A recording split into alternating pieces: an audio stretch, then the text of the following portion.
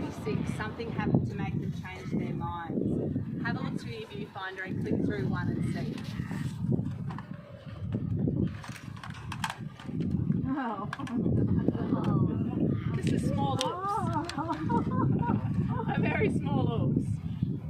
So in 1986, it happened to be the 75th anniversary of the Australian Navy. So it was a big deal. It was a big deal. It was also Regatta Day, which is our public holiday here, where we come and we celebrate everything to do with the water. So pretty much like today, there would have been people everywhere. Like more than today, there would have been people everywhere. So big deal, 75th anniversary. They decide to send 5 destroyers to come and celebrate the whole thing here in Hobart. One of the destroyers is tied up over here. Beautiful, it's all set to go. The sailors are all on deck in their whites, looking all very fancy, all very nice. When HMAS Perth comes steaming in, and it keeps coming, and it keeps coming, and it keeps coming, until it hits the building and stops. I love the welcome sign that's in your picture. You know, it's pushing the friendship a little bit too much, but so it hits the wharf there. No damage is done to the ship, which is really lucky. The damage, however, is done to the career of the captain of the ship, because he's fairly new in his job and he pretty quickly gets court-martialed for his trouble. So that's the end of his career, basically.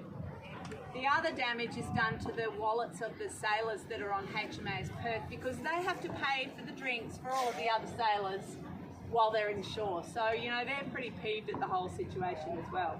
But what it does do is it leaves a tiny hairline crack in our wharf. You can imagine something as big as a destroyer hitting a wharf. It's going to do something. They just weren't sure what. But it left us a little hairline fracture in our wharf, and I'll show you that in a minute. But it did the trick though. Port Control managed to get themselves a brand new shiny building, and if you have a look behind you, that round tower, that's our new Port Control, which makes a lot more sense being over there. So, you know, pretty much the right spot for it to be over there. So yes, and you know, secret Navy business. I had a conversation with a you know, an ex-naval guy, and he said, did I know the story of what really happened? And I said, well, you can't find reference to it anywhere. Like, it never happened. It didn't happen. He said, no, what really happened was the captain was very new in his job, and he was up on deck taking the salute, and he'd accidentally not put someone in charge of stopping. So it's a bit of an oops, really. But he, poor man, paid the